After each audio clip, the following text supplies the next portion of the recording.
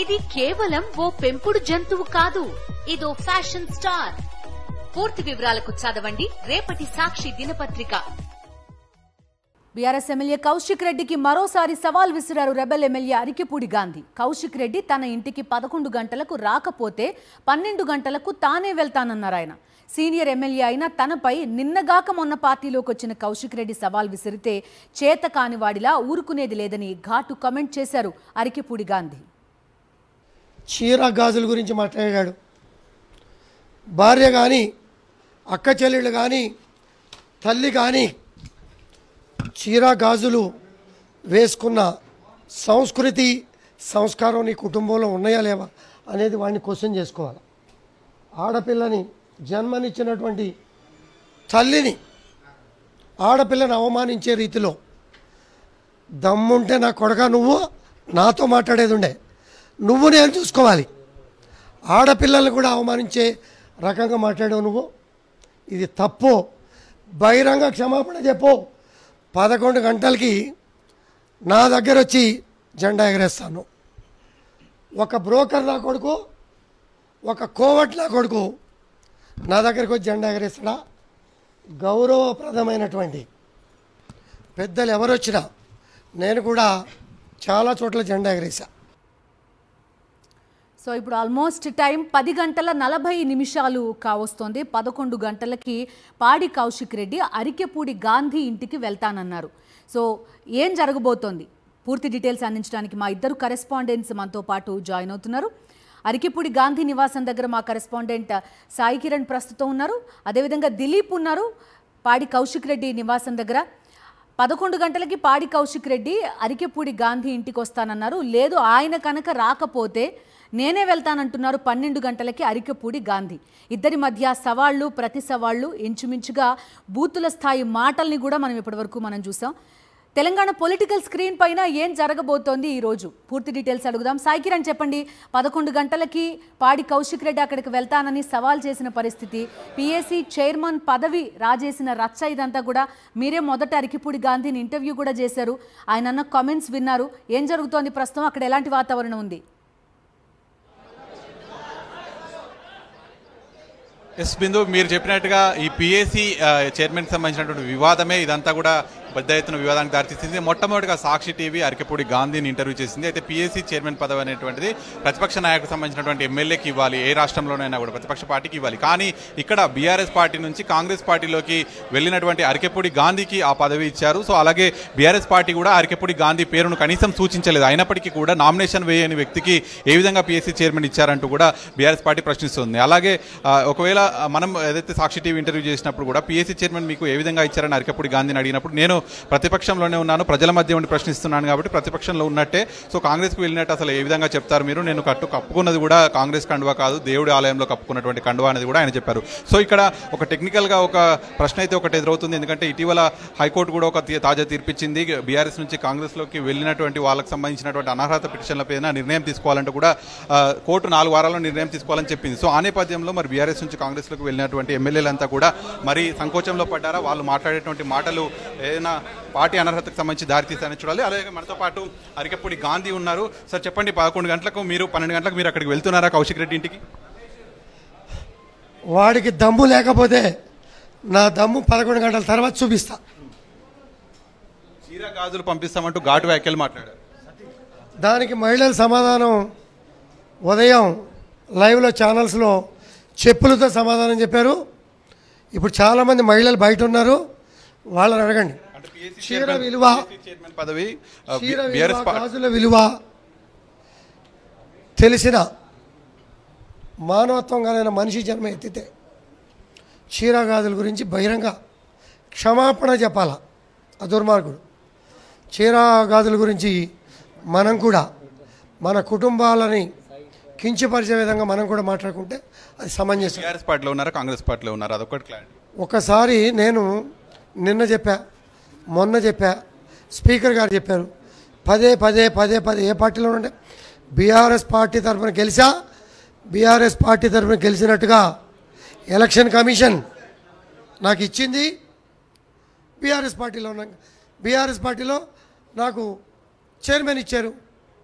కాంగ్రెస్లోకి వెళ్ళినట్టు కూడా మాట్లాడారు కదా, మరి కోర్టుకు సంబంధించి అనర్హతకు సంబంధించి ఏదైనా తీర్పు వస్తుంది అనేటువంటి ఉద్దేశంతో మళ్ళీ బీఆర్ఎస్లో ఉన్నామని న్యాయస్థానాన్ని స్పీకర్ గారి నిర్ణయాన్ని గౌరవిస్తా. మిగిలిన విషయాల్లో మీరు డీటెయిల్డ్గా డెప్త్ వెళ్ళి ఈ మాటలు మాట్లాడే ముందు ఫిరాయింపుల మీద, ఫిరాయింపులు అనేవాడు 10 ఏళ్ల గత చరిత్ర తీసుకుంటే ఫిరాయింపు వారికి మంత్రి పదవులు ఇచ్చి సందర్భాన్ని, పదవుల పందేరం జరిగిన సందర్భాన్ని వాళ్లే ఫిరాయింపుల గురించి మాట్లాడితే రెడ్డి ఇంటికి వెళ్ళి అప్పుడు నేను మాట్లాడతా.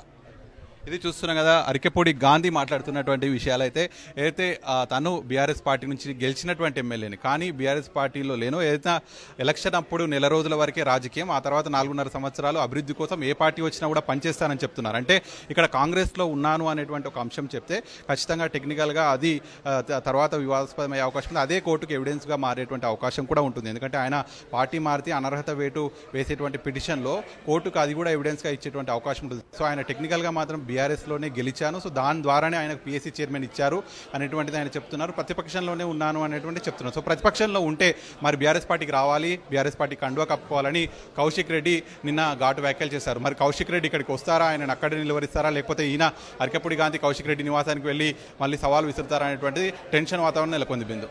Okay Sai Kiran, thank you. So గతంలో కాంగ్రెస్ పార్టీలో చేరాను నేను, అందరి అభిప్రాయం తీసుకున్న తర్వాత నియోజకవర్గం కోసం, అభివృద్ధి కోసం అని అరికెపూడి చేసిన కామెంట్స్ కూడా మీడియా ముందే చేసిన పరిస్థితి. టెక్నికల్ అంశాన్ని అడ్డు పెట్టుకుని ప్రస్తుతం ఒక రాజకీయ వాతావరణం కనిపిస్తోంది. పాడి కౌశిక్ రెడ్డి నివాసం దగ్గర ఉన్నారు మా కరెస్పాండెంట్ దిలీప్తో కూడా మాట్లాడదాం. దిలీప్, ఆల్మోస్ట్ 11 కావస్తోంది, ఇంచుమించుగా 10:11 టైం మనం చూస్తున్నాం. 11 గంటలకు ఆయన బయలుదేరి వెళ్తానని నిన్న సవాల్ చేసిన పరిస్థితి ఏంటి? వెళ్లే వాతావరణం ఉందా ఆయన ఇంటి దగ్గర? ఏం జరుగుతోంది?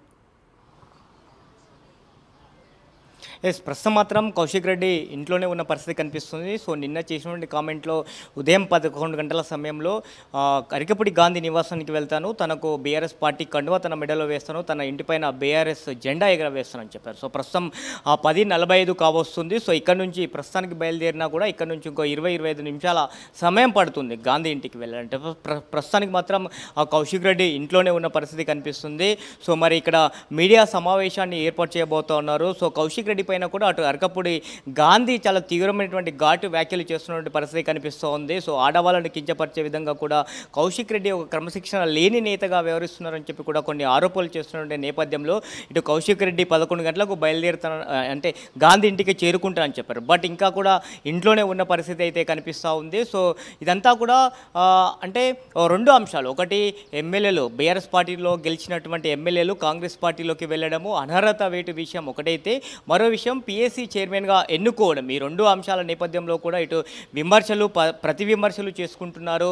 ఇది ఇద్దరు నాయకుల మధ్యన విమర్శలుగా దారితీసినటువంటి పరిస్థితి కనిపిస్తూ ఉంది. ఎందుకంటే అంటే ముగ్గురి పైన వేటు వేయాలని చెప్పి ముందుగా ఈ అరికెపూడి గాంధీ అంటే ఇటు వివేక్ అలాగే కౌశిక్ రెడ్డి, సో ఇద్దరు నేతలు కూడా అటు దానం నాగేంద్ర అలాగే కడియం శ్రీహరి, తెల్లం వెంకట్రావు, సో వీరు ముగ్గురి పైన కూడా అనర్హత వేటు వేయాలని చెప్పి పలుమార్లు కూడా అసెంబ్లీ స్పీకర్ని కోరారు. సో వాళ్ళు ఎలాంటి నిర్ణయం తీసుకోకపోగా హైకోర్టును ఆశ్రయించారు. సో హైకోర్టు అసెంబ్లీ కార్యదర్శికి కూడా నోటీసులు జారీ చేసింది, 4 వారాల్లోగా ఒక నివేదికను ఇవ్వాలని కోరింది. సో అలాగే మరో 7 మంది కూడా, అంటే మొత్తం 10 మంది పార్టీ మారారు కాబట్టి మరో 7 మంది కూడా అనర్హత వేటు వేయాలని అంశం స్పీకర్ దగ్గర ఉంది. సో మొత్తం ఆ ముగ్గురితో పాటు 7 మంది, మొత్తం ఈ 10 మంది పైన కూడా స్పీకర్ అనర్హత వేటు వేయాలని చెప్తా ఉన్నారు. సో ఈ 7 మంది పైన కూడా స్పీకర్ తొందరగా నిర్ణయం తీసుకోవాలని కోరుతా ఉన్నారు. సో స్పీకర్ నిర్ణయం కంటే ముందే కూడా ఈ ఎమ్మెల్యేలందరూ స్వచ్ఛందంగా రాజీనామా చేయాలి, బీఆర్ఎస్ పార్టీ నుంచి గెలిచారు కాబట్టి రాజీనామా చేసి ఆ పార్టీలోకి వెళ్ళాలని చెప్పి కూడా వీళ్ళందరూ కూడా డిమాండ్ చేస్తున్న పరిస్థితి కనిపిస్తున్నటువంటి నేపథ్యంలో సో 2 రోజుల సమయం కౌశిక్ రెడ్డి వాళ్ళకి ఇచ్చారు. ఈ 2 రోజుల్లో కూడా మీరు రాజీనామా చేయకపోతే మీకు చీరలు గాజులు పంపిస్తాను, అవి వేసుకొని మీరు తిరగండి అంటూ కొన్ని ఘాటు వ్యాఖ్యలు చేస్తున్నటువంటి నేపథ్యంలో ఈ రాజకీయ దుమారం వ్యవహారం అంతా కూడా చోటు చేసుకున్న పరిస్థితి కనిపిస్తుంది. ఒకవేళ 11 గంటల ప్రాంతంలో కౌశిక్ రెడ్డి అరికపూడి గాంధీ నివాసానికి రాకపోతే అరికపూడి గాంధీ 12 గంటల ఆ ప్రాంతంలో ఇటు కౌశిక్ రెడ్డి ఇంటికి చేరుకుంటాను అని చెప్పి కూడా ప్రతి సవాలు విసారు. సో ఇటు సవాలుకు ప్రతి సవాలు విసరంలో కొంత టెన్షన్ వాతావరణం నెలకొంటుంది.